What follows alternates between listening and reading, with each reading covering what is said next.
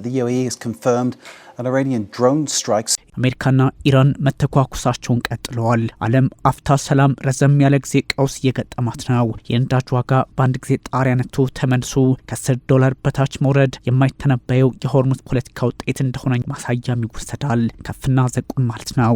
አዳሩን ዋሽንግተን በቴህራን ከተሞች ላይ ጥቃት ስታደርስ ኢራን በምላሹ የአሜሪካን የጦር መርከብ ኢላማ በማድረግ ወታደራዊ እርምጃ ወስዳባታለች። ለዚህም ነው ተኩስ አቁም ወይስ ጊዜ መግዣ፣ ሆርሙዝ ሊከፈት ወይስ እስከ ወዲያኛው ሊዘጋ፣ የሰርጡ ጠባቂዎች ገልፎች ወይስ ኢራን፣ አሜሪካ ሊያም ቻይና የሚለው ምላሽ የሌለው ግን ለይስሙላ የሚጠየቀው ጥያቄ ዓለምን እያወዛገበ እንደሚቀጥል የቀጠናውን ፖለቲካ ጠንቅቀው የሚረዱ ተንታኞች ደጋግሞ የሚያነሱት። ፕሬዚዳንት ትራምፕ ኢራን ብትስማማ ጥሩ፣ ያን ማድረግ ካልቻለች ግን የሚፈጠረውን እንጃ ይላሉ። በትራምፕ ተደጋጋሚ ዛቻ ላለፉት 71 ቀናት ጆሮአቸው የደማው የኢራን ፖለቲከኞች ደግሞ የተለመደ መግለጫ ያሸብረን ባዮች ናቸው። ፕሬዚዳንት ዶናልድ ትራምፕም የተለመደ ዛቻቸው የኢራን በሚል ምላሽ ይሰጣሉ። በሁለቱ ኃይሎች ሰጣ ገባ ኢኮኖሚያዊና ፖለቲካዊ ዋጋ ከፋዩ የዓለም ሕዝብ ቢሆንም ቀጥተኛ የሚሳይሉ ሰለባ ኢራንና እስራኤልን ጨምሮ ገልፉ አሊያም በጥቅሉ አረቡ እየሆነ መጥቷል። ምንም እንኳን ተኩስ አቁሙ አሁንም እንዳለ ነው ትራምፕ ይበሉ እንጂ እርስ በርስ መጠቃቃታቸው የስምምነቱን እርባና ቢስ አካሄድ የሚጠቁም ነው ሲል አልጀዚራ አስነብቧል። ዋሽንግተን ቴህራን ሚሳይሎችን፣ ሰው አልባ አውሮፕላኖችና ትናንሽ ፈጣን ጀልባዎችን ተጠቅማ 3 የጦር መርከቦችን አጥቅታለች በሚል ስትወቅስ ፕሬዚዳንቷ ትራምፕም ዛሬ ላይ ኢራን ክብራችን ላይ አደጋ ደቅናለች በሚል አረጋግጠውታል። ቴህራን በበኩሏ በአንድ ከፍተኛ የጦር አዛዡ አማካኝነት ዋሽንግተን በነዳጅ ጫኝ መርከብ ወደ ሆርሙዝ ሲጠጋ በነበረ ሌላ ተጨማሪ መርከብ እንዲሁም በሆርሙዝ ቁልፍ ባህር ዳርቻዎች ላይ ጥቃት እንደሰነዘረችባት ይፋ አድርጋለች። ዓለም ልታውቅልን ይገባል በሚልም በምላሹ ከሳለች። የባህር ኃይል ነጻነትንና ደህንነትን ጠባቂ አድርጋ ራሷን ለመሳል የህግ የፖለቲካና ሞራል መሰረቱ የላትም። ዓለም አቀፋዊ የስህተት ተግባሯን የሆርሙዝ ሰርጥን በመዝጋት ቀጥላለች። የኢራንን የንግድ መርከቦች እንደ ባህር ላይ ወንበዴዎች በመያዝ እንዲሁም አባላትን በማገት ህገወጥ ተግባር ላይ ናት። ይህ አደገኛ ውጥረት ዓለም አቀፍ ህግን ይጥሳል፣ የመንግስታቱ ድርጅት ቻርተርንም።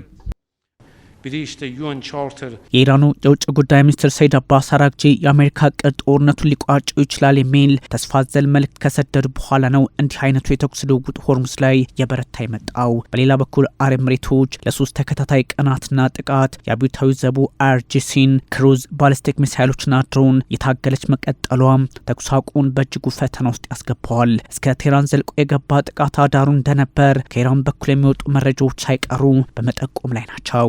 ከአየር ጥቃት በባንደር ሐሜር ሲዲክና ቃሽም ደሴቶች ማነጣጠሩን የሀገር ጦር ማሳወቁ የሁኔታዎችን መለዋወጥ የሚያረጋግጥ ያደርገዋል። ይህን ተከትሎ ምላሽ ሰጥቻለሁ ያለው የቴህራን ጦር አሜሪካ ተኩስ አቁምን ጥሰዋለች በሚልም ይወቅሳል። በእርግጥ አሜሪካም እንዲህ አይነቱን ክስ አጠናክሯለች። ባጭሩ ማነው ቀድሞ ተኳሽ የሚለው አስቸጋሪ በመሆኑ የሚያስማማው እርስ በርስ መተኳኩስ ቀጥለዋል፣ መካሰስ ላይ ናቸው የሚለው ሆኖ ተመስግቧል። ወታደራዊ ተንታኞች ከዚህ አንጻር ጉዳዩን እየቃኙት ነው። 21 ሀገራትን ካለውና 2 አህጉራትን የሚያያይዘው የአሜሪካ ማዕከላዊ ሴንትኮም በሆርሙዝ ሰርጥ ላይ የአሜሪካ ባህር ኃይል ኢላማ ጠብቆ አውዳሚ ሚሳይል ስርዓት በማለፍ ላይ ሳለ በርካታ ሚሳይሎች፣ አነስተኛ የጦር ጀልባዎችና ድሮኖች ኢላማ አድርገውታል በሚል ይከሳል። ሴንትኮም ለደረሰበት ጥቃት የዝና ቁጥጥር ጣቢያዎችን፣ የመረጃና ስለላ እንዲሁም የተለያዩ አሳብ ማድረጊያ ማዕከላትን አድኛ መትቻለሁ በሚል አጸፋው መክፋቱን በኢራን ላይ ለመጠቆም ሞክረዋል። እዙ ውጥረት ማርገብን እንጂ ማባባስን አልፈልግም በሚል ለየትኛውም ጥቃት ቦታዬን ይዤ እጠብቃለሁ፣ ምላሽ ግን ይከፋል በሚል ያስገነዘበ ይገኛል። ትራምፕም ቢሆን በፍጥነት ወደ ድርድርና ስምምነት ኢራን ካልመጣች ከዚህ ቀደሙ በጠነከረም በማያወላዳና በከፋ መጠን እንዘምትባታለን ሲሉ ኢራን ላይ በትሩዝ ሶሻል መልእክታቸው ዝተውባታል። ተኩስ አቁም ሳይደረግ ሲቀር አሳውቃችኋለሁ። ማወቅ አይጠበቅባችሁም።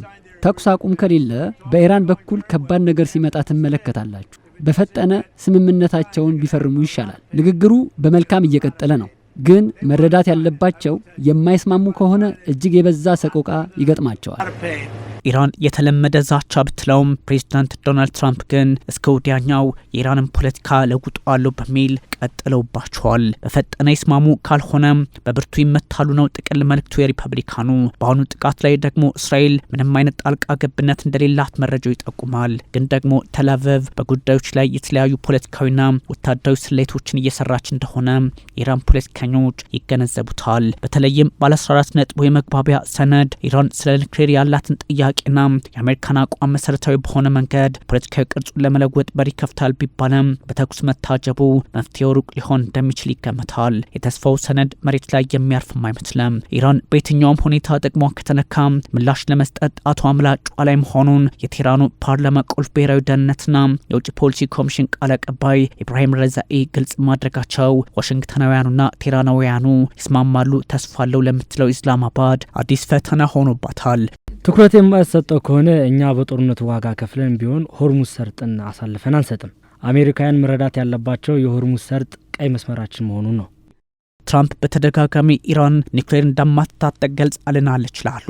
ግን ደግሞ ሌላ ዛቻ ይጨምሩባታል። ኢራንም ዓላማ አይደለም ካለች በኋላ በአቶሚክ ቦምብ ጉዳይ ላይ ያላትን አቋም ትለዋውጥባቸዋለች። ምንም እንኳን ተኩስ አቁሙ ተስፋ አለው የለውም ስሜት ውስጥ ቢሆንም በገልፍ ሀገራት በተለይም በአረብ ኤሚሬቶች ላይ የሚፈጸመው ጥቃት ከዛም እስከ መቼ ቆሜ ጠብቀዋለሁ ምላሿም ሆኑ አስቸጋሪው መካከለኛው ምስራቅ ሆነ የጦርነት ነጋሪት ጉሰማና ድባብ ላይ እንደሆነ በግልጽ የሚያሳይ አድርገዋል። የፕሬዝዳንት ዶናልድ ትራምፕ ዛቻ፣ የአያቶላዎቹ መግለጫ፣ የኤሚሬቶቹ ራስን የመከላከል አዝማሚያ፣ በሆርሙዝ ሰርጥ ላይ ያለው መጠቃቃት መቀጠል፣ የነዳጅ ዋጋ በደቂቃዎች ውስጥ መለዋወጥ፣ የሩሲያና የቻይና ፖለቲከኞች ጉዳዩን በራሳቸው መንገድ ለመቃኘት የሚሄዱበት ርቀትና መሰል የመካከለኛው ምስራቅ ፖለቲካዊ አካሄዶች ውጥረቱን እንጂ መርከቡን አያመላክትም ይላሉ የጦር አዋቂዎች።